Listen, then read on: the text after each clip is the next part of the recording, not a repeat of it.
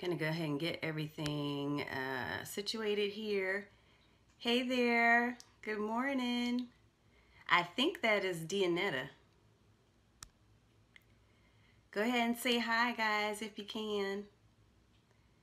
And send me a heart if you're watching and you're doing well today. Wonderful. Okay, I'm trying to get my bearings because this is new for me. But I want to just welcome you guys. And thank you for stopping in this morning. It might be afternoon where you guys are. Good morning, good morning. Hi, Martha. I'm just gonna say hi. I'm gonna keep saying hi for a little bit and we're gonna get started in just a second. So some of you know this is new. Hi, how are you doing? Hey there, Martha. Hi, my agent Travis. Hi there, how's it going? How's it going? I'm all ears. Awesome, awesome. Mr. Money Mike, it's good to see you there. Now I'm gonna go ahead and warn you guys, I'm really new to this periscoping thing. I've tried it now twice. Hi there, good afternoon or good morning, depending on where you are. So I'm just gonna say greetings. Greetings, breadwinner. You're new to it too? Yeah. Yes, I did get your review, Dinetta, and it was awesome, and I'm going to share it with some folks for sure on my website and share it everywhere because I really appreciate your kindness and your awesome words. Yeah, tell me where you're from. So I see Trey from South Carolina. Good to see you there. Oh, thank you. You are a blessing too. You're a blessing to me. Seriously. Anybody that consumes what I'm offering and the service that I try to deliver, you're telling me that what I'm sharing is valuable. Florida, Rochester. Hey, I got some folks in Rochester, New York. Hey, fam. Atlanta. I'm going to be visiting Atlanta real soon. And as a matter of fact, the first week in November, I've got to head that way. Sparkles and pearls. Thank you. Thank you for that comment. Hey, now. Hey, now. The width of the nose represents royalty and wisdom. Okay, well, hey, I got a fairly wide nose. I don't know. All right. Well, hey, guys, I'm going to go ahead and get us started because I decided kind of on a whim this morning to kind of make a list. I make lists all the time, so I usually get up about 4, 5 in the morning, sometimes 3 o'clock in the morning when I have ideas that are just sparked, and some of it is just because I don't know. My brain seems to be constantly churning and thinking of things that I can share, positive, valuable things that are going to transform someone's life or someone's business. And yeah, I know 3 o'clock in the morning, that's crazy talk, right? But when I do that, I've learned now to kind of keep a little notebook next to my bedside so that I can keep track of those different ideas that come up, because sometimes they turn into really important moments for my business, but also for you as people who are consuming the content that I share. So actually this morning I decided to just branch out there on a whim and to do this Periscope on 20 idea generators for magnetic micro content.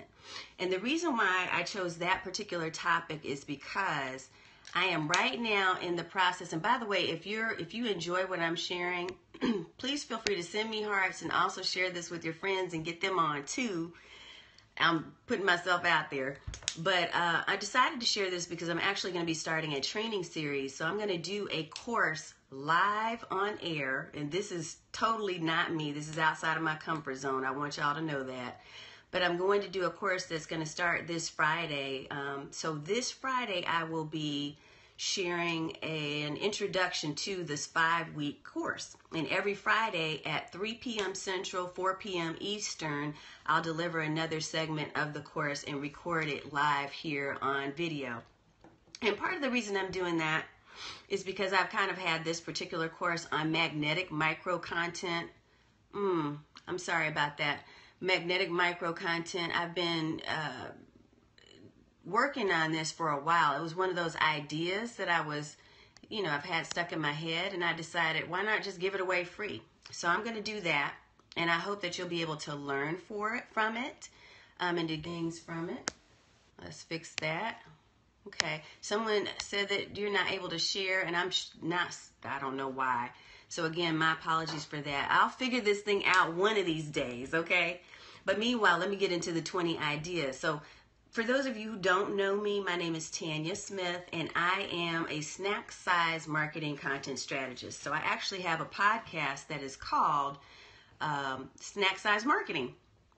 And what is snack size marketing? So I actually created this little flyer, and I hope you can see it, but I'll cover what I'm explaining. I don't know if that's going to show up, backwards or what, because I'm still experimenting here. But let me explain. Snack size marketing is basically bite-sized content. So it's short form content that you can actually share on vehicles like social media. And basically what that content is designed to do is to capture attention and drive it to something else. So you're trying to drive traffic or drive an action on the part of those who are consuming that particular content. So your longer form content would be potentially like your white papers or a really long blog post and those type of things, articles that you might write. Whereas your short form could be things like your tweets, because they're only 140 characters long. It could be images. It could be short videos like those that are on Vine. It could be any type of short form content that is shareable.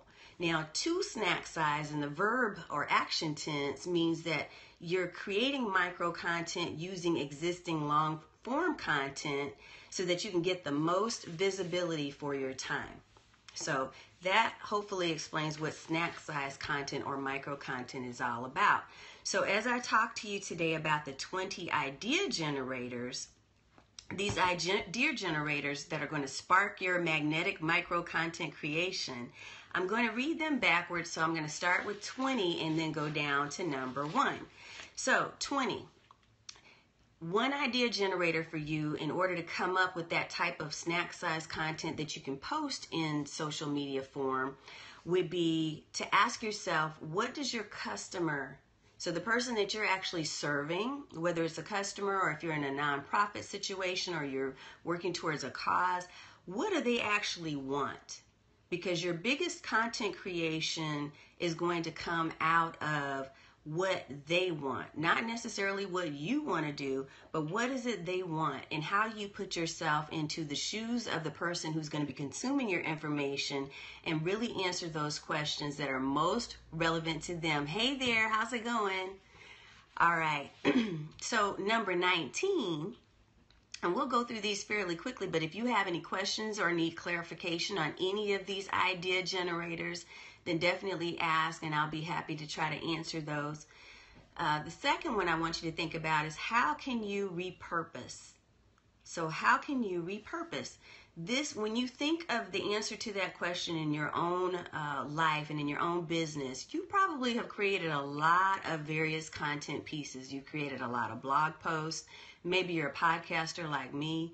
But you've got content in different areas of your business that you've already developed. So the question is, how can you take a top piece of your content, something that's focused on a particular topic that you're really wanting to build credibility around, and how can you repurpose that? So one of the things I'm working on right now is actually creating for you a guide that is called the Top 10 Ways to Snack Size Your Blog Post. And I'm going to share with you in that guide 10 actual ways that you can take a blog post and really repurpose or chunk it down into smaller bites so that you'll be able to share that.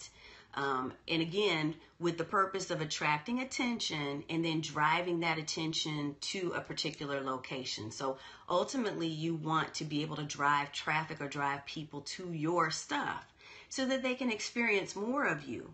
It's sort of like if you think about, I don't know if any of you have a Sam's Club. So if you know what Sam's Club is, then, comment in the comment section and just say, yep, I know that. Or give me a thumbs up or give me a heart, whatever works for you. But if you know what Sam's Club is, what they do is basically it's like a giant grocery store, that's right. And they have all these different aisles where you can buy different types of foods and other types of products, and you buy them in bulk. So they come in really large quantities. But one of the things that they have learned to do, one of their strategies, is to have taste testers. So these people who are standing in the aisles that have these plates, right? And on the plates, they have tiny little bite-sized versions of the larger item that you can purchase.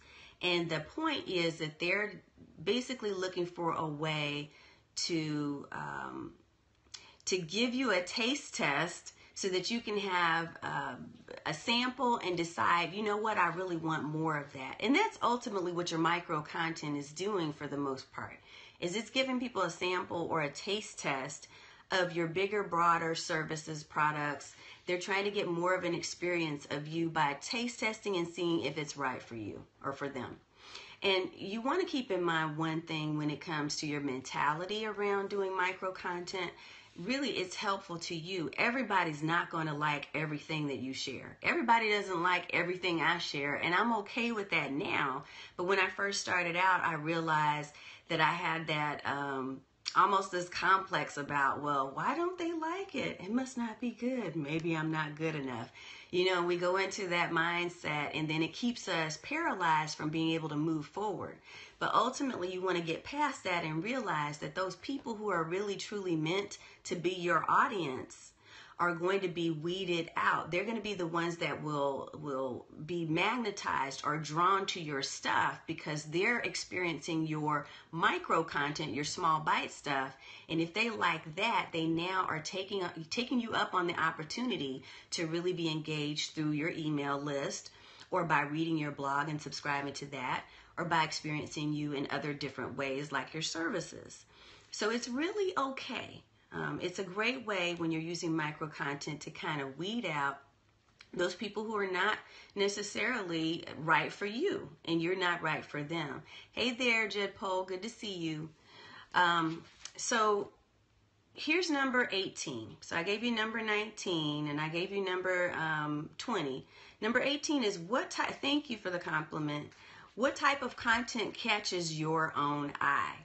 So as you're thinking about different types of content that you can create, or micro content that you can create on social media, and you know, dude, I can't go through all of that there. All right, when you're looking through social media and you're trying to share different things on social media, one of the things that you can identify with are things that really appeal to you, that are attractive to you. And so as you're thinking about the type of content that's attracting your eye, whether it be infographics, or maybe it's a particular type of image post or quotes or things like that, if those things are attractive to you, they may also be attractive for your consumers, for the people that you're marketing and selling to. So consider the strengths and the weaknesses of that particular piece of content that you're drawn to, and then decide how you're going to best leverage that in designing your own content so that other people can consume what you have to offer. Number 17 is ask yourself the question, here's an idea generator. What mistakes have your customers made in the past? So I didn't do a good job of this early on in my career, and I wish that I had, because I remember that there were a lot of learning opportunities for many of my clients, and a lot of learning opportunities for me as well in jotting down the mistakes that were most common in my niche. So as you're thinking about mistakes that your clients and your customers and you have made in the past, what kind of micro content can you create around that? Can you create, for instance, a short series of tweets that say, you know, here's the top 5 mistakes that most people make when it comes to health and wellness. So I'm going to use that as an example. If you're in the health and wellness field, and let's say you're a wellness coach and you're coaching people on the best foods to eat, think about the top 10 mistakes, for instance, that people tend to make when they're trying to adjust their eating habits. And then create posts out of that. Create image posts where you have different pictures or photos showing before and after. Create photos showing someone struggling with that particular problem or mistake. So you get the picture. This is another idea generator for you. Show them, as you're talking about the different mistakes, you also want to keep in mind that you're sharing a solution, or you're directing people to that larger, longer form content that gives them the solution and shares with them how to avoid those mistakes in the future. All right, so here's another one, and this is number 16. Does your customer really know all the things your product or service does, or that your product or service is? So for instance, I'm probably a good example because I talk about snack size marketing a lot, but one of the first things that people ask about as they are introduced and engaging with me is, what is snack size marketing? So you could create an instructional video, or you can create an instructional blog clip that tells people what snack size marketing is, or whatever your particular thing that you're defining is. What do people really want to know, and how can you explain to them what that is and educate them about your particular expertise or niche? Let's see, number 15. This is a good one. This is a fun one, and I really have just started getting into this one. The question is, or the idea generator is, to ask yourself, what's your story? So if you incorporate highlights of your story into your business, it can really encourage and inspire people. Hi there, Donnie Love. It can really encourage and inspire people. So think about sharing your story. Now, one of the very first times that I came upon the opportunity to share my story from this year about my husband going through colon cancer was in the first Periscope that I did probably about a week or so ago, when I was teaching for the Back to Business webinar conference. And in that process, I realized that really trying to give people an insider view of what my life was like and how it related back to the concept of snack size marketing. Hi there, how's it going? Brooklyn also, Brooklyn in the house. But as I was sharing that story, it really connected with people. Like, I saw a lot of different hearts, popping up on the Periscope screen, because people could really identify with and empathize with someone in their life who was going through a personal tragedy. So really think about your story and how you can actually incorporate highlights of that story into your content. Recently, I wrote a blog post on Medium.com. It was the first post I ever wrote on Medium. And I talked about that same situation, the fact that when my husband in January was diagnosed with colon cancer, it really turned my life upside down, and of course turned his life upside down too. But it led to so many positive and encouraging things happening, such as the creation and the development of the snack size marketing concept, because as a result of us going through that tragedy and through those events, it led me to really finding deep within and discovering within myself, how can I actually come up with ways to, I'll say repurpose in that instance, but to take a lot of my longer form content and existing things that had already been created and chunk them down into smaller bites and still be able to share what I had to offer 24/7, even when I was caring for him in the hospital, or, we were going through different things at home trying to get him through chemotherapy. So think about your story, whatever's going on in your life now, or lessons that you may have learned from past experiences, and think about how you can kind of incorporate that into your micro content as well, because keep in mind that emotions tend to connect and engage with other people, okay? So really knowing who you are on a transparent level. It doesn't mean you have to tell all your private business. If there's something that you wouldn't want, your grandma to know, or something that you don't want to share with the public, then of course you respect your own privacy, but not putting it out on the internet. But there are ways that you can do sharing in a responsible and socially connecting way that will help people to really understand who you are as a person, and not just as a marketer or an entrepreneur. All right, so number 14, what is your target market doing? So what are people in your market right now doing? So do a little bit of research and find out, for instance, one place that you can go to actually do some research and really understand what kind of questions people are asking is Quora.com. That's Quora.com. If you go to Quora, thank you so much for that heart. Now, if y'all are loving what I'm sharing and giving here, definitely give me some hearts, do some tap taps. And also, make sure that you're sharing on Twitter so that other people can join. Hey, Miss On the Move girlfriend, it's good to see you here. And thank you for those hearts, Donnie Love. I appreciate that. So one of the things you can absolutely do is do some research and find out what are people asking about. On Quora, you can actually go out and kind of type in different keywords. But you can type in different keywords that will then pull up the different types of questions that people are asking about your niche. And that's a really good way to do a little research. Now, I'm going to give you another really quick tip that you may not know, because a lot of people don't do this. Well, hey, what's up, girl? It's good to see you. One of the things that you may not know is that you can go onto Amazon.com. Okay, now this is my secret scope tip. So you take this and use this, right?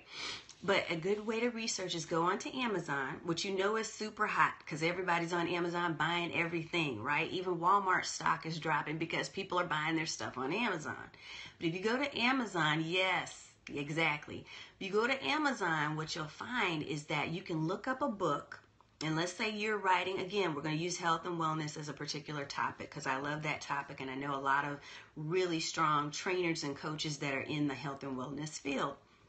So if you are out there and you're doing health and wellness coaching and you are talking about health and wellness tips, one of the ways to do a little research and find out what your niche, what your market and your audience is talking about is to go and do research on the top health and wellness books on Amazon, right?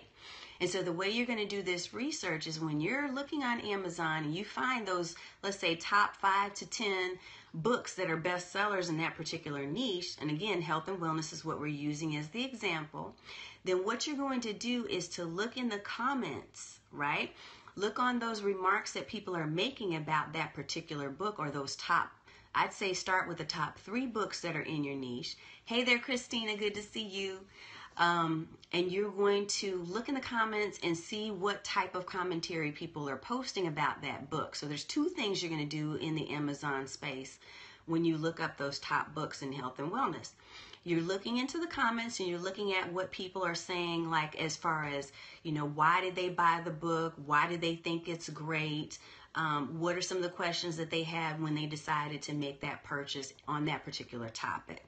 So that's one way to do research. But a second way you can do that using Amazon as well is by looking at those top books again, looking at the table of contents. Because if you think about it, authors have done a lot of homework when it comes to pulling together the content that they're putting into that book.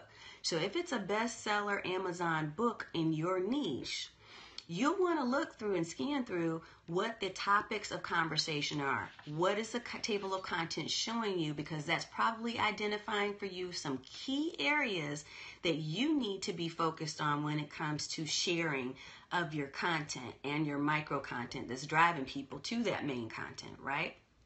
So that's absolutely a tip. Exactly. Do not reinvent the wheel. Use what's out there, which is the point behind that. Now, another one I'll give you real quick. I know we got to get to number 13, but another tip for you under number 14, which is what is your target market talking about and what are they doing, is to go to magazines. Because similar to the Amazon.com tip, when it comes to magazines, and if you go to magazine.com, you can actually see a whole host of different types of magazines that you can go through.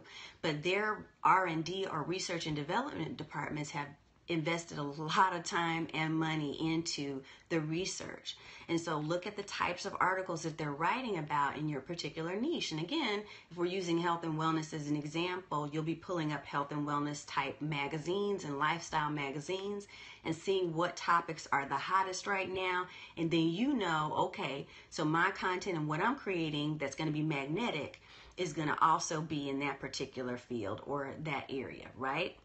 So think in terms of that. Now, If you got any high fives on that one, send me a high five or send me some love, some hearts with that. Those are some really good tips I wish I had known when I first started out. All right, number 13. What does your customer want to say?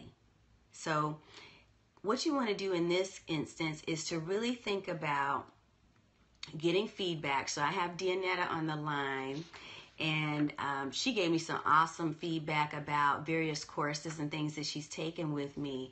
But you're going to take the feedback. Yes, we read magazines and don't really look to them as a resource. That's exactly right. So you got to think about, what are you already doing? When it comes to research, it shouldn't be hard. Take the information that you're already looking at every day, right? And use that for your benefit when it comes to your niche. You're already doing the studying and the diving into without even really knowing it, just by consuming information yourself to be a better counselor, a better coach, a better trainer, a better entrepreneur. So use that. But what does your customer want to say is number 13. That's the number 13 idea generator. Give them a chance to give you feedback and incorporate what they're suggesting into your content so that they'll engage even further. One of the things I remember, there's two schools of thought on this. There's one school that says you should never ask for feedback because you're always going to get something negative. Okay, I did learn that. I heard that from one of my mentors, and I get what she was trying to say. She was saying you want to ask for positive reviews because if you ask for positive reviews, you're going to get positive feedback that you can then turn around and churn and use in your marketing materials. But I also like to ask for constructive feedback because I want to know what's going to help me to improve the content that I'm sharing with you, right? So if you ask people for their honest feedback, and you can ask it in this format, you can say, if you could wave a magic wand, or if you could have your ideal an ideal change in the course that you just took, what would that change be? What would you change about the course to make it even better than it already was? Because that's asking in a positive way and still getting some positive constructive feedback versus what did you hate about my course, right? So you ask because you want that constructive information that's going to help you to improve and better yourself and better the content that you're putting out there. All right, so idea generator number 12, and we're working backwards. So notice I did 13 and then number 12, become customer focused. They will help you create better offerings. That's so right. Yes, your customers and your clients and the people that are already consuming your stuff, they're the best people to go to help you to improve and do even better and engage a wider, broader audience. So you absolutely want to tap into the resources. If you're hearing the theme that I'm sharing, I'm putting out here, it's all about when you're snack sizing, you're optimizing the resources and the content you already have. Okay, so that's exactly the theme. So thank you again for that takeaway, Miss On the Move. All right, so which content formats do you currently utilize right now?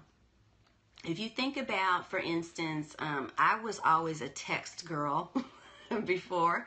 So and the goal here is to branch out further and try something different to see the type of response you get. That's what I'm doing right now with this Periscope. So think about what you're currently doing in terms of your micro content. If you're a text girl like I was at first, and I was always sharing just tweetables, right? A lot of text-based type content and maybe some quotes and pulling snippets from different articles and books that I read, that's where I started. What I realized is that the more I started branching out and trying different formats and trying, some images here and there, converting quotes into images, I would also take different snippets of what I was doing and I would turn it now, this year into podcast format, meaning, for instance, I would take the blog post that previously was in text form and I would read that using my handy dandy microphone. And turn that into an MP3 that can then become an audio podcast for you. And that audio podcast, if your episode, let's say your episode is about 30 minutes to an hour long, you can then take that and chunk that down even smaller into something called a clamor. So these are the types of things that I'll be sharing in that freebie guide that I'm putting together for you. I should have it together by the end of the week. So on Friday when I do my training Periscope, in that first part of the course, then I'll definitely share with you at that point the free guide to 10 ways to snack size. And it's going to break down all the ways you can take one single blog post and turn it into 10 different pieces of content. But think about the content formats you're comfortable with right now, and then go outside of your comfort zone, like I'm doing with Periscope. So I went from text version only to images, and then took those images and turned those into even charts and lists. And now I'm taking that further and turning it into video marketing. So you want to think about what way can you do that for your own business. And again, if you're loving these tips, guys, give me some taps on the screen right now. Give me some love, because I'm hoping that this is of value to you and that you're able to use this in your own business. This is not about me. It's not about what I do. I'm sharing what I do so that you can take it and use it for yourself. Thank you so much for the love. But I want you to be able to use it for yourself and for your own business in a really practical, quick, and easy way. This is not about adding some time-consuming stuff to your plate that you got to go out and invest hundreds and thousands of dollars for. That's not what we're talking about. We're saying take these quick hitter tips, these snack size tips, these scope snacks, and use them in your own business. Take a few minutes, and try at least one of the 20 things I'm sharing with you. Try today. Okay, so that you got to commit to me that that's what you're going to do. If you're committed to taking at least one of these practical tips and using it today, I'm going to say within the next 24 hours, give me some love right now and tell me that you're going to do that. I want you to commit to it, okay? Or you can send me a quick note and say, yes, I'm doing it. Awesome. All right, so that was number 12. Thank you. I'm holding you guys to that. I see those hearts there. That means you're going to do it today. In the next 24 hours, you're applying at least one of these tips. All right. So number 11 is ask yourself which companies does your customer look up to? And then try to incorporate some of the strengths of that company into your content creation. So when you think about different companies, I'm going to think in terms of, let's say, that health and wellness field. Maybe you're thinking of, if you're a health and wellness coach, okay, because we've been using that as our example, and we'll do that for consistency's sake. Let's say you look out and about and you see that there's a particular company that does health and wellness coaching or consulting really well. What you're going to want to do is go follow and friend and understand and leverage the information. Body by V. There you go. Okay, there's an example. Thank you. So you're going to follow, friend, check out everything that they're doing and really understand what makes them so magnetic. What is making them so attractive to their audience? What about their personality and their style and their content is driving people to their stuff? And then the next follow-up question you got to ask yourself is, how can you then leverage that? All right, there's some promo there. Good stuff, bodybyv.com. So you want to take that information. What is it about them that's making them so magnetic and so approachable and attractive? And you're going to look at your own health and wellness business, and you're going to say, okay, those positive traits and things that I really see people, following, how can I exhibit or display those things too? How can I leverage that? Now, this does not mean how can I become somebody that I'm not.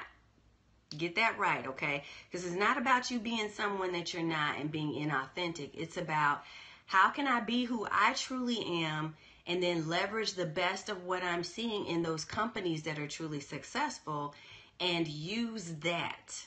How do I use that to attract people and to become that magnetic entrepreneur that I know I can be? How can I create snack-size content and bite-size images and snippets based on that personality that I want people to see in me? All right, so that was number 11. We're down to 10, y'all, so we got 10 through 1. We're going backwards. And welcome. Thanks so much for joining, guys. I'm glad to see you here. What is there about your business that can be a little confusing? Think about that. That's an idea generator. If there's something about your business or about your niche that is really super confusing to people, how can you create a step-by-step post or series of posts, because we're snack sizing here. So how can you create a step-by-step series, whether it's tweetables or it's images. So let me give you an example. One of the things that I really love to do on Instagram is to create these image series. I do it on Instagram and on Pinterest as well. And so let's say that give me something that's confusing about your niche. What do people get confused about when it comes to your niche? Let me see some answers in the comment section here. There's something that really confuses people and they always kind of go, I'm not sure how to do this. And if it's in the health and wellness field, let me see, I can give an example. Maybe, to me, something that's confusing is how to balance the challenge of diet and exercise. Like, I don't know, for instance, how to count calories. It's just something I've never really done, and I haven't quite taken the time to figure that out. So if you're a health and wellness coach, how can you make that simple? So you might create something, for instance, like an Instagram series of the 10 best ways to count calories, count calories for dummies or something like that. Okay, I see coaching about family and workplace. Okay, so what's confusing about your particular scenario? What's confusing about what you do? So going with that example, running with the example of counting calories, you might then create a series of images, meaning that in each of the images you give one tip. Okay, and let's say it's the top 10 tips, right? You're doing one tip, and that goes out in a snack size post or in a tweet. And then you're saying, for more information or for all of the tweets, go to my Pinterest board that has all 10 tips, or go sign up on this landing page here to get my top 10 tips on how to count calories the easy way, and send people to a landing page where they're exchanging their email to get all 10 tips, because they're not going to be there to get every single one of your tweets. And frankly, nobody's going to take the time to combine all those tweets and say, ooh, now I don't need to sign up for an email because I got all 10 tweets, because they want more. So of course you're going to deliver more than just the snippets. You're going to deliver more in that ebook or in that guide or in that video that you've created. But think about answering that question. So that's number 10, is what is there about your business that can be a little bit confusing? And then you answer that in your magnetic micro content. All right. So number 9, what's stopping your ideal customer from using your product or service right now? What is stopping them? And you're going to create content that addresses the objections that people typically have for your business. Okay, what are the typical objections that people have? So I'll give you an example, because I had a client once who was a financial services counselor.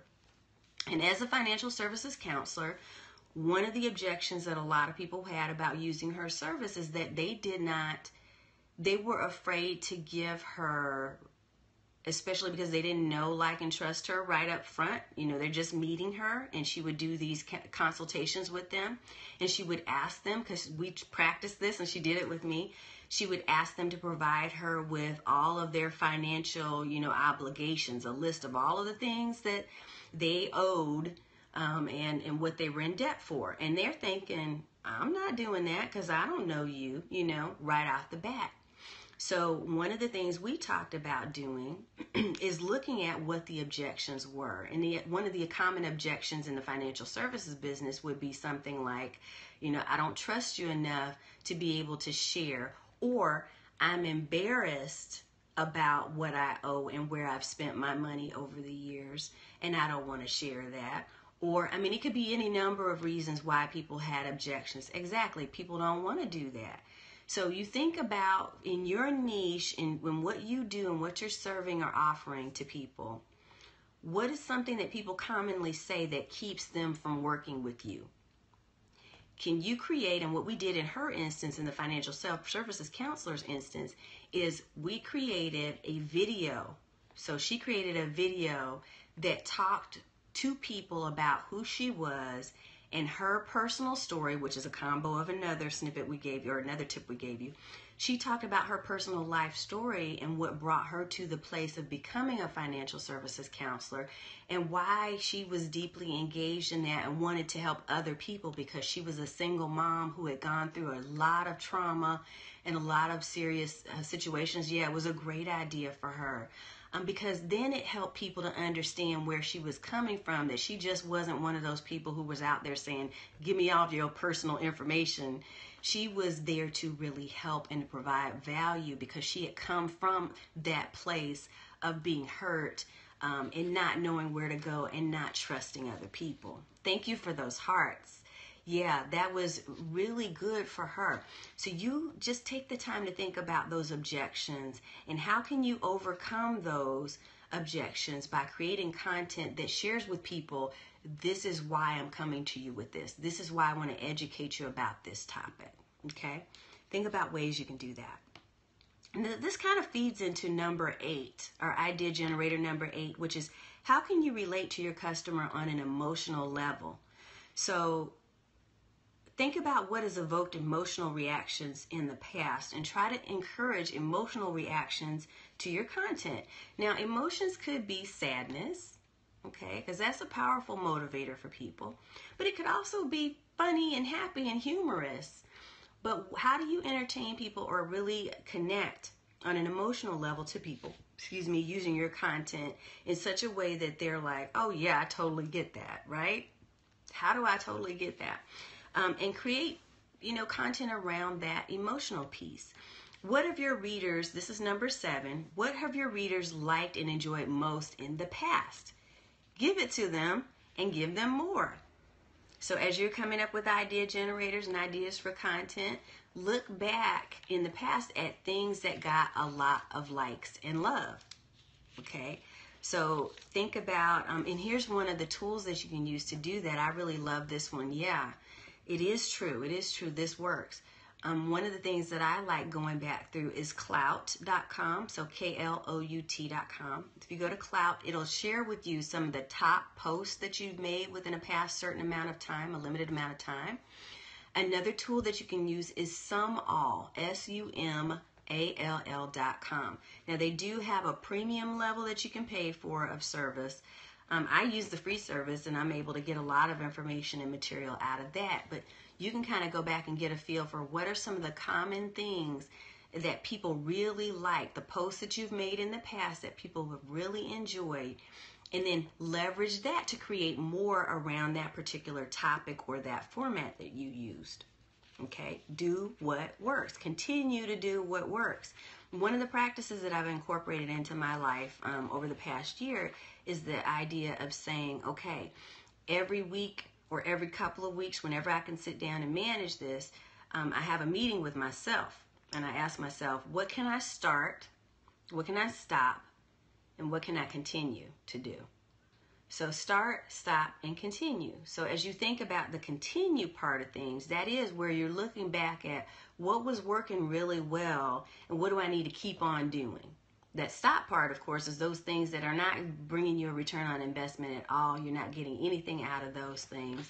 Hey, if that tidbit was helping you, if that scope snack helped you at all, give me some love right there. All right. Here's another one. So, number 6. We're almost at the end, y'all. What makes you different from your competition? Try a new format for showing people the differences, such as video. Is this with Twitter? Klout.com. It's Klout.com. Yes, Klout can connect to your Twitter account. That's absolutely right. So thank you for asking me that question. Yes, and Klout is, there's people who are lovers and haters of Klout. I use it probably for a different reason than most people do. I use it, like I said, to kind of get a feel for what's working and what's not. But it will give you a rating or a ranking based on how often you're engaging with people on your social platforms. So you can connect it to your Twitter, Facebook, I think Instagram still, and YouTube. So it will connect with different social profiles that you have out there, and then you receive a score or a ranking of some kind.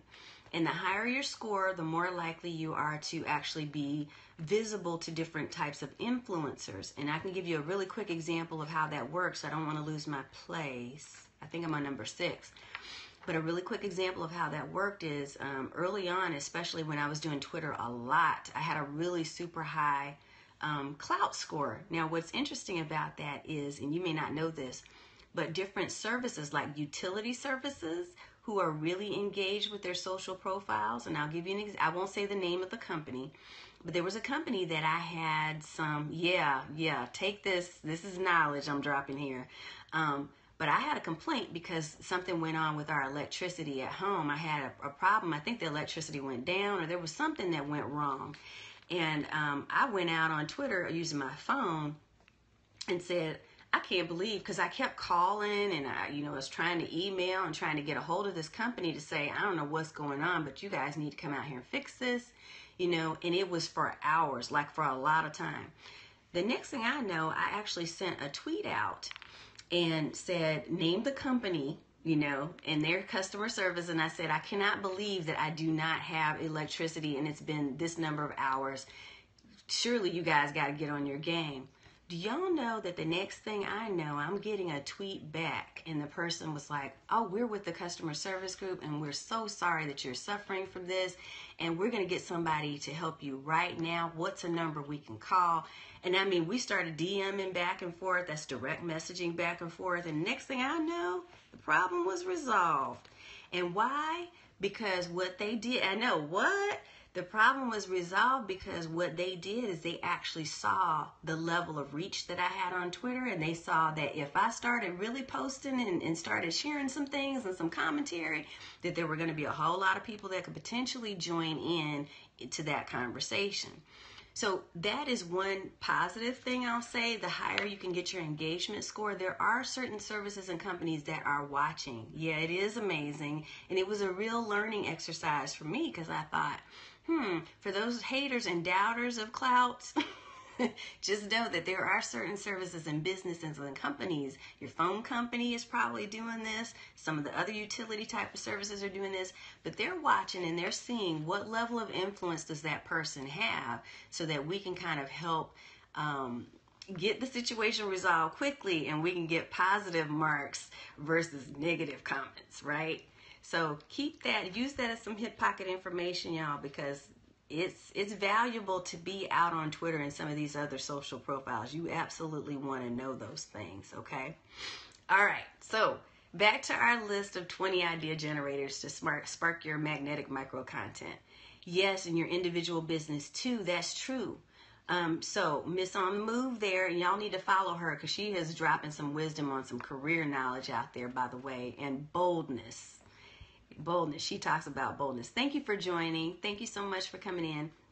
But one of the things you definitely want to kind of keep in mind with micro content and being magnetic. Hi there. I'm trying to see your name. Is it Sarwar? I'm sorry if I can't pronounce that correctly. I'm going to just say hi, and I'm glad that you're here. All right.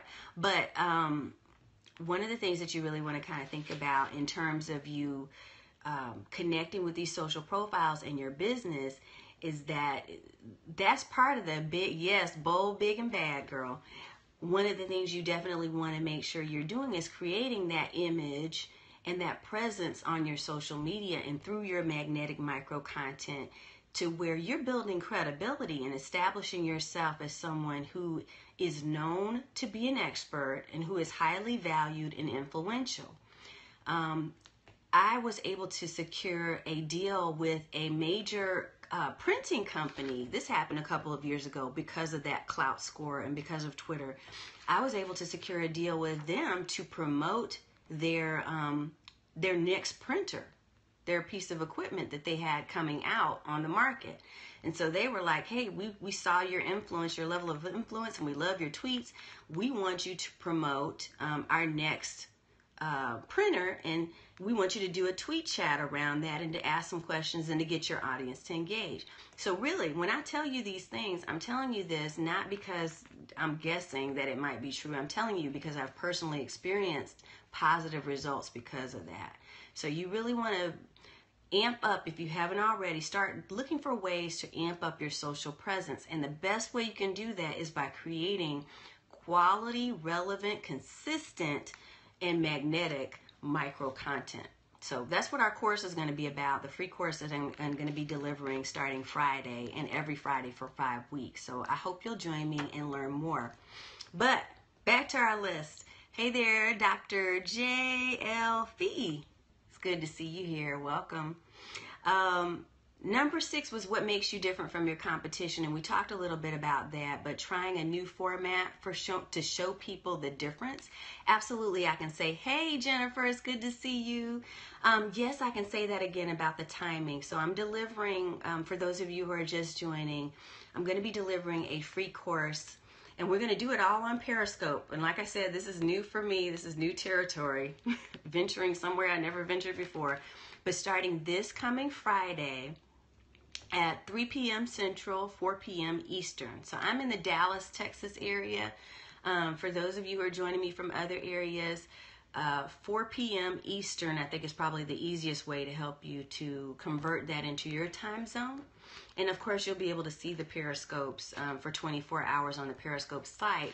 And I'm going to find another way to actually make that last longer. I haven't decided if it'll be on YouTube yet or what. But it's a 5-week course where I'm going to talk about magnetic microcontent and walk you through the best way to create magnetic microcontent. Okay, so I haven't even finalized what the actual title of the course will be, but it is about magnetic microcontent. You're very welcome. You're very welcome. So I will deliver that, and I'm trying to also find an easy way to incorporate giving you guys worksheets so that you'll have a place you could. I'm so glad that you're in too. Thank you. Worksheets is you'll have something that you can download and you can actually be doing the work as you listen and learn. That's the goal.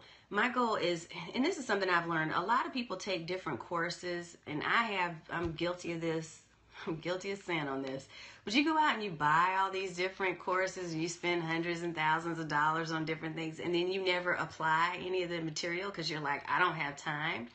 So my goal in doing this live starting Friday is really not just to download a bunch of information to you, but also so that I do it too. I'm guilty.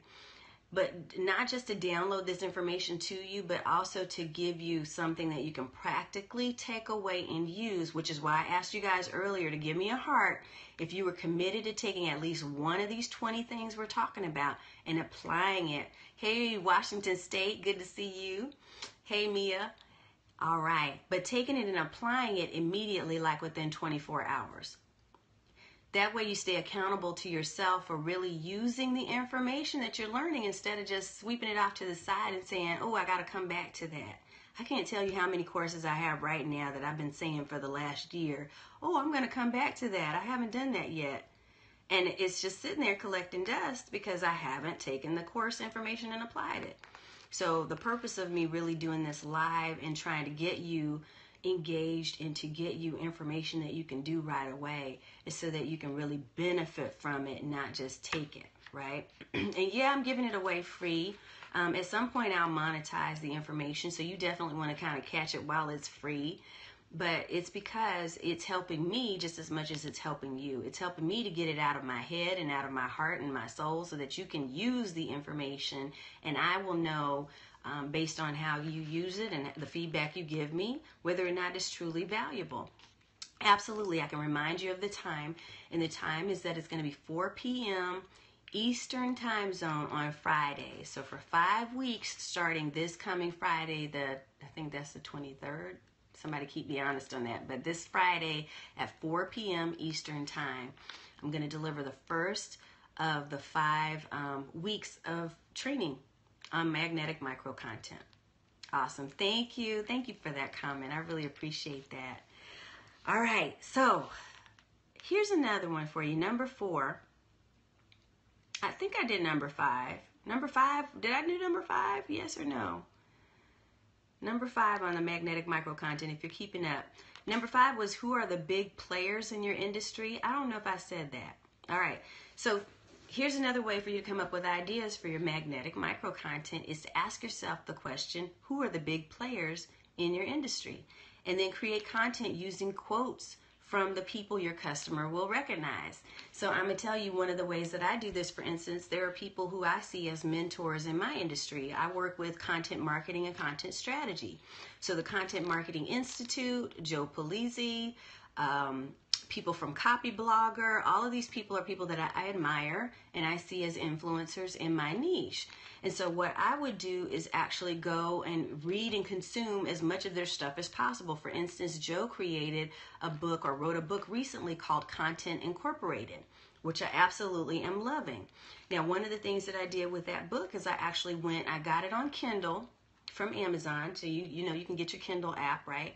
And on Kindle, I was able to go in and, you can select and highlight different things that you see that are standing out to you that are really, like, wow, that was an insightful piece right there. And you can actually share from right inside your Kindle app, which is pretty awesome. So you can share that on Twitter or share it on Facebook. That right there is magnetic microcontent, right?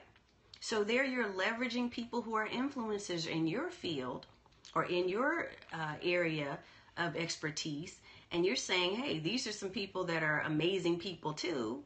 Let me share what they have to offer. And not only does it make them look good and send them, attractive people, it attracts people to you as well as a credible expert who's building your brand in your own niche, right? So guys, take this stuff. I'm so glad you guys are enjoying these tips. That makes me so happy. I love it. Love, love, love, love, love.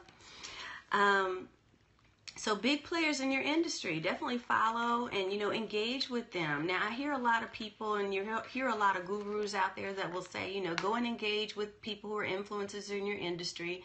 And sometimes that's very authentic and sometimes it's not. So you just have to be careful. And what I mean by that is, for instance, if you're sharing someone's stuff, so Kim Garst is another one who I see as an influencer, and I love, love, love her work when it comes to social media and marketing. But let's say that you tweet out or reshare a post or a quote that she shared, right? And maybe you tag her, okay? You're not going to want to continue to reshare that same exact quote and keep tagging her to death, over the course of the next, I love her too. Over the course of the next day, you're not going to want to have like 5 to 10 different tags because that's going to tick her off. That's not engaging with her. That is ticking her off. So thank you for that note about the confident voice. I appreciate that. And I have a little cold, so hopefully it'll get better and you can have more of the better voice later. But anyway, that's not truly engaging. That's not engaging. That's about, being a pest. So you want to make sure that as you're looking at how you connect with big players in your industry, that you engage on an authentic level, that you're really saying, hey, I'm supporting and encouraging the work that you do because I too, am aspiring to be an influencer and a leader in my own field. And I want to share what you have going on because I know it's going to build you up, which then thereby builds me up as well. Okay? So think about that, ways that you can authentically connect and engage with influencers. Now here's number 4. We're on the countdown. So we got 3 more after this. Thank you and welcome. It's good to see you, Audacious Nana. I hope I'm saying that right. All right. What are the benefits of your product or service? And you can create content in different media formats to reinforce those benefits. So when you're thinking about the benefits, now we'll go back to the health and wellness example that I've been using a lot today. If you're a health and wellness coach or consultant and there are a lot of different benefits people get from you in terms of dietary knowledge and understanding how to eat properly, then one of the things you can do is to create let's say you can create a short ebook.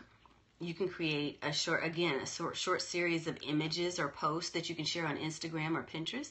You can create a short set of tweetables or quotes with these tips, but you're going to talk about the benefits of why people need you. Okay, so let me give you an example. When I talk about snack size marketing, one of the things I have to do is be really careful that people don't understand what a snack size marketing is. What does that mean, right? So as I talked about previously, I first define what that means. And then I talk about the fact that when you snack size your content, what that allows you to do is to really leverage your time because you have already spent the time and effort to create the longer form blog post, or you've already spent the time to write this book, over here, right? So snack sizing, that means that you're leveraging your time and optimizing, getting the most out of your time, because you're able to take something that you've already spent months, years, hours to create, and you're now still getting the benefit of that by turning it into small bites that get shared all over social media and all over the internet. So you're creating, when you look at that number 4 idea generator, you're thinking about how can I communicate to others the benefits of the products and services that I deliver. Now, the difference between a benefit and a feature, you need to know this. So I'm going to give you this little piece of knowledge, this little scope snack here. If you think about a box of Cheerios, now I don't know if some of you like Cheerios. When both of my kids were infants, they ate Cheerios all day long. We just had bowls and bowls of Cheerios. So they're the little circular cereal that has a hole in the middle. So when you're describing the difference between a feature and a benefit, okay? A feature is the fact that it's a round cereal, it's brownish in color, it has a hole in the center, it comes in a yellow box. Those are all features. Most people don't care so much about the features, although of course you can probably give or share those features so that they know and can identify the brand. But the benefit of the Cheerio is that it's heart healthy, right? It helps reduce and lower cholesterol levels. These are benefits. So when you're thinking about the difference between features, hey, what's up? What's up, Always Worthy?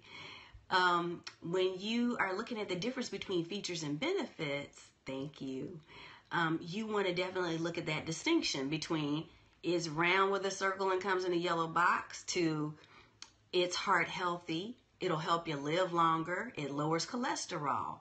So all of those different things are going to be things that you want to kind of check out when you're looking at how am I delivering benefits and communicating what the benefits are to the people that are consuming my content. All right. So number three on the countdown here is, do you have any events scheduled? I want you to think about, what do I have coming up next? Are there different courses or training, or do I have live events? Is there something going on where I can actually take photos or videos to create visual content that shows a different side of your business?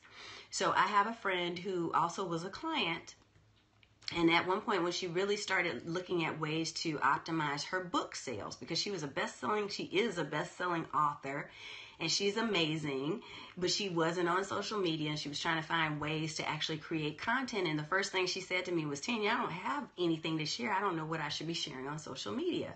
And I said, you got a bunch of best-selling books. You're a best-selling author. Right? And you also teach and do live events around your books.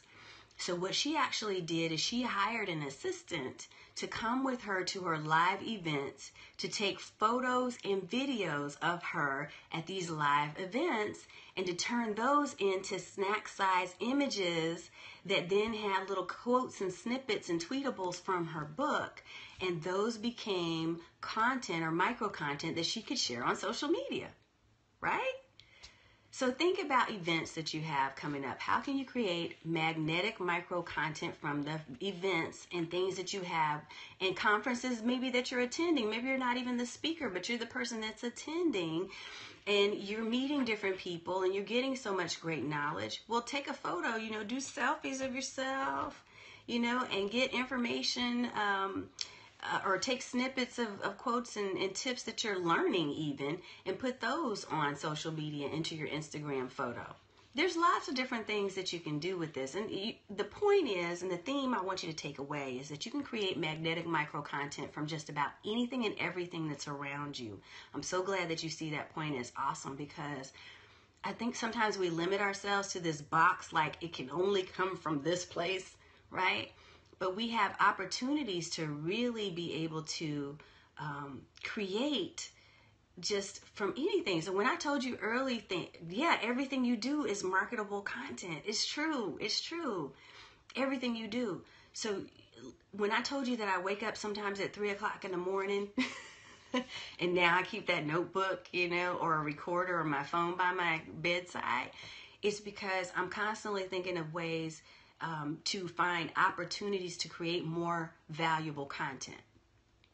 So really, I want you to kind of develop that mindset too. That's what this is about, is magnetic micro content that you can create off of, anything that is around you and surrounding you in that space. Now, yeah, early morning, that's like a hot spot for me. Now, you got to think about this, because it may not be your hot time. We do stress over it. We stress way too much. And I used to stress over it until I was forced not to, which is why I was sharing with you guys, the story, a little bit of the story about my husband. And I'll share more about that on Friday. But we were kind of forced. I was forced into finding more creative ways to snack size and to chunk things down, because I didn't have time anymore. And I still don't. I still don't. We're still coming through that. He just finished up chemotherapy and is now in a 6-month recovery detox program. Yeah, I like to sleep too. And so that's the point I was going to make. Thank you. That morning may not be your time, your creative time. You got to look at those times in your day where you are most creative. So 3 a.m. may not be the time for you. Maybe it's 5 p.m. Maybe it's 2 p.m. in the afternoon. I don't know. Whenever that time is, if you look at your cycle of sleep and excitement, thank you. I will definitely pass that on to him. Every day we're pouring more and more love on him to make sure he knows, to keep his spirits up. And thank you for acknowledging that he's doing better. I really appreciate that.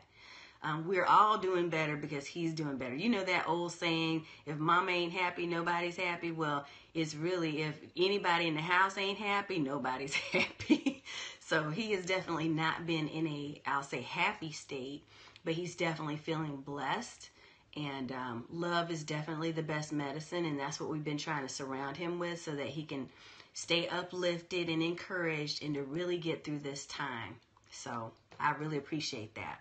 But yeah, think about the time in your day when you're most upbeat, when you're most energized, when you are feeling your most creative, and always keep a pen and a piece of paper around. Like, keep a little notepad, around. In fact, I was thinking about that for some of my clients, to really send them.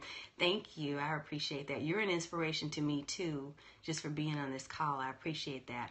But I was thinking about creating these little snack size memo pads, these notepads to carry around. Dr. Will, what's up?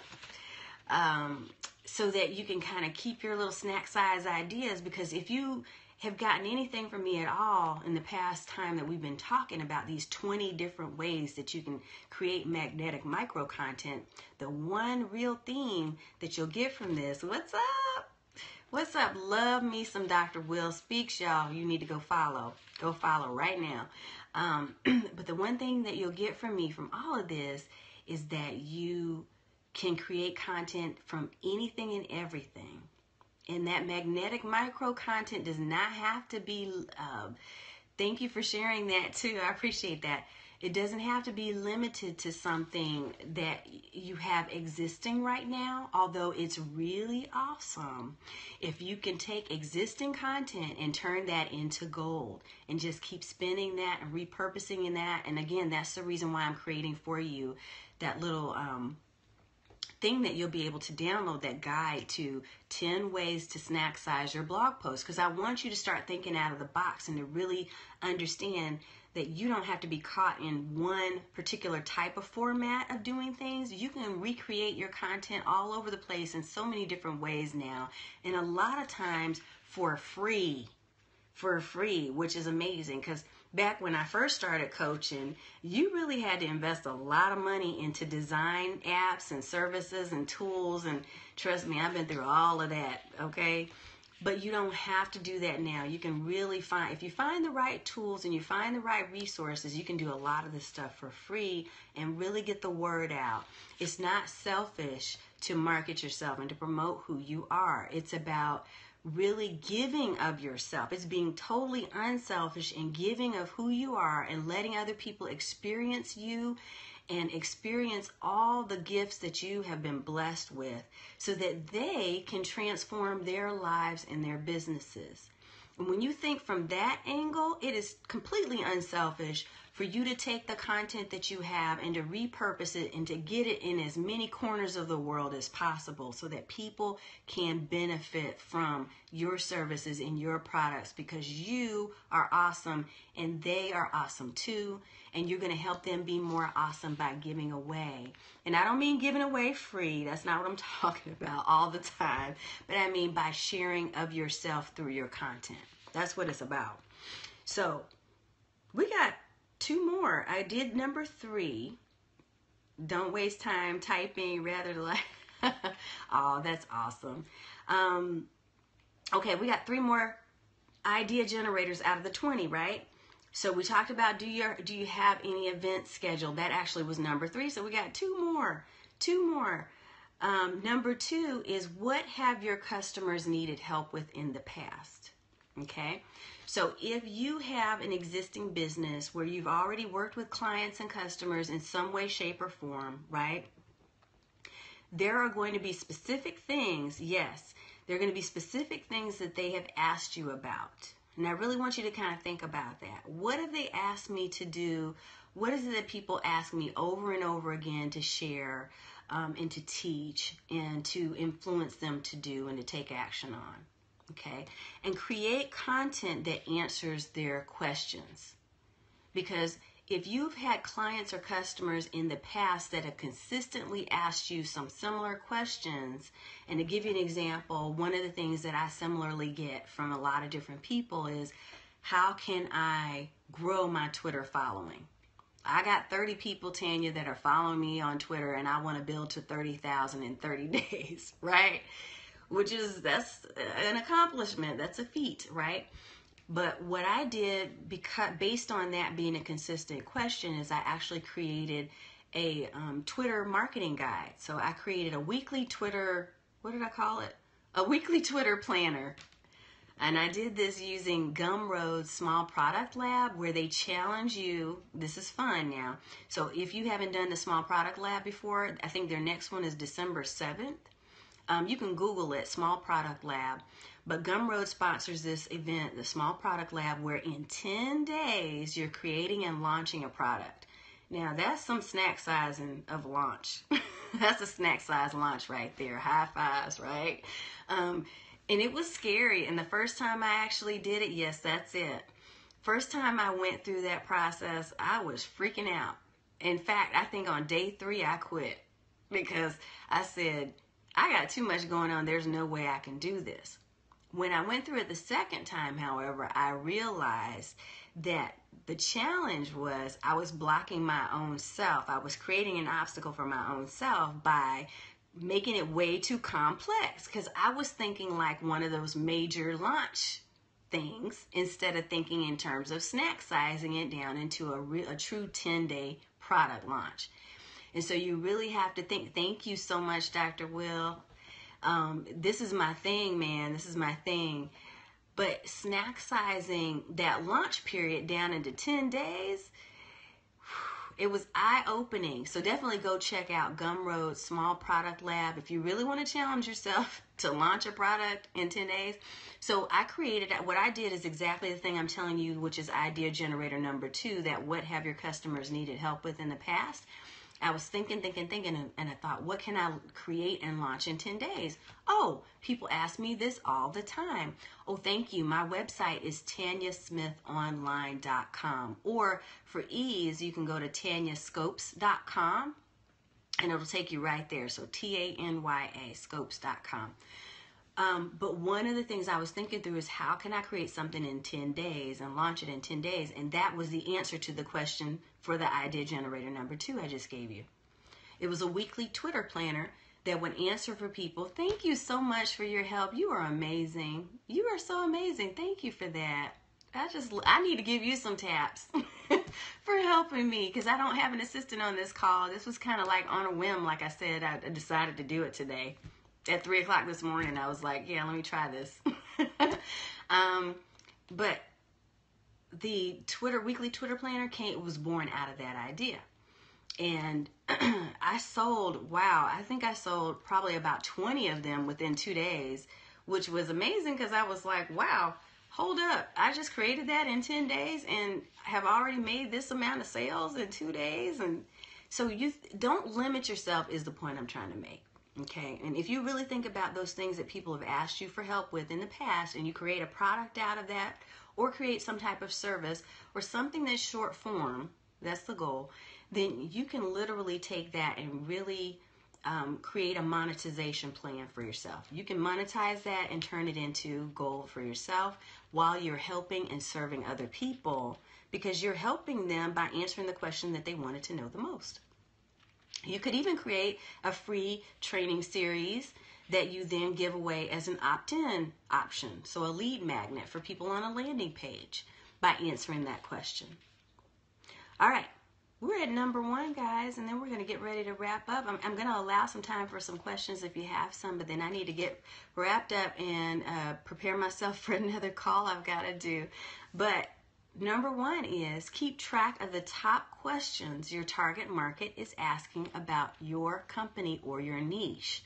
And then think about different ways you can answer them.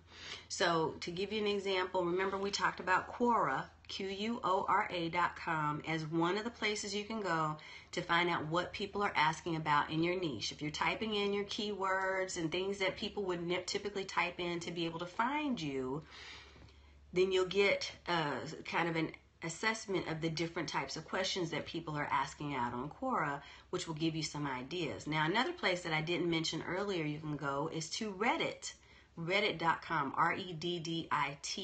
Reddit.com. And there are multiple little Reddits and what they call subreddits that are based on subtopics within your niche. And you can kind of, yes, Quora, Quora is correct. Thank you, Quora.com. So Quora is one place that you can go, Quora. Yes.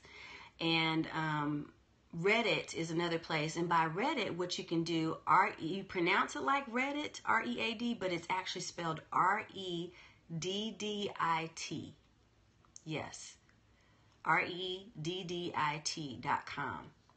So when you go to Reddit, you can actually take a look at what are some of the common topics that people are talking about. So for instance, when I started getting into podcasting, one of the things I went out to Reddit to do, thank you, is to kind of take a look at what are people talking about, what are some of the hints and tips, what are some of the best technologies, and you could find all kinds of advice out there. There was so much information. It was really super helpful. So I think that's another good resource that sometimes we probably sleep on and don't realize. And as I mentioned to you before as well, to do research, you can use Amazon and look at the top books, right? The best-selling books in your niche. Look at the comments there we talked about. We talked about also looking at the table of contents in those books on Amazon that are bestsellers. Oh, thank you, thank you, thank you. And I'm loving your support too. I really appreciate you retyping things and sharing things because I'm not multitasking real well here. I'm sorry. I wish I didn't have to finish, but I'll be back on Friday, I promise. But yeah, you can there's so many different ways. Magazines.com is another resource for those of you who are joining us a little late.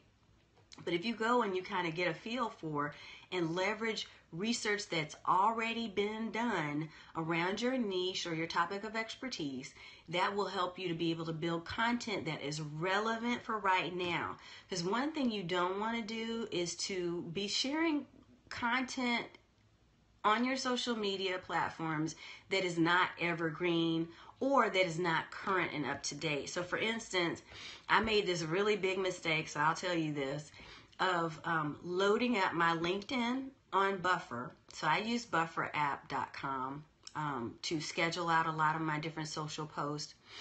And I messed up because I had loaded up a ton of different LinkedIn posts, right? And some of it was time sensitive, which means that by the time it actually went out in my buffer, it wasn't even relevant news anymore because people already knew. It was like a month old. So you want to be careful of that and make sure that your micro content, especially if you're using automation and kind of scheduling tools, don't tell your, oh, that's funny. You got to make sure that you are using timely information, that you're sharing timely info, okay, in your social post.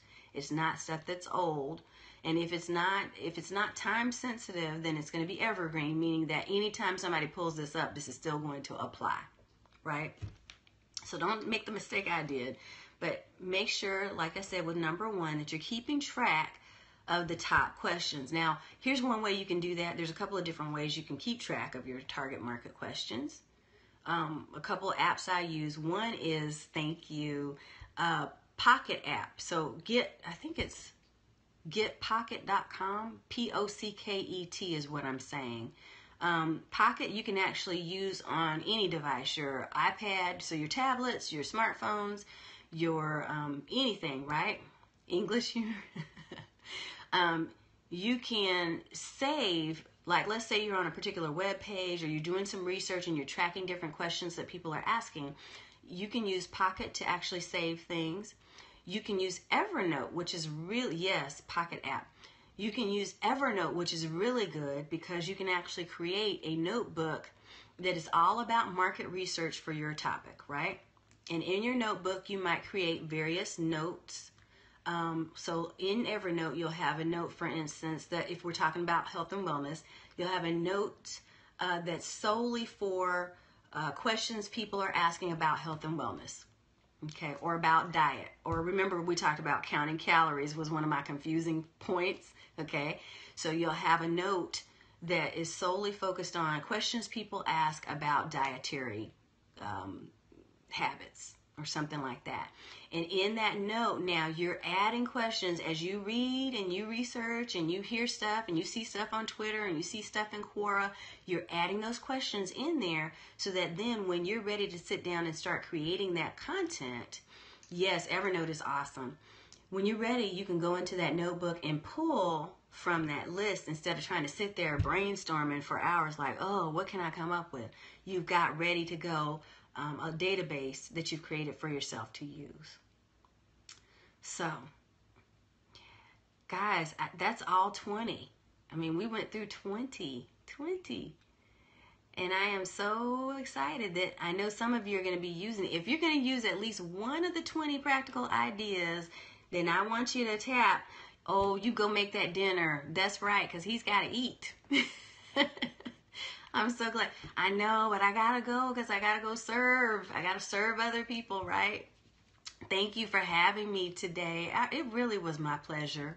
This was such a good, I'm so happy. This is a hookup.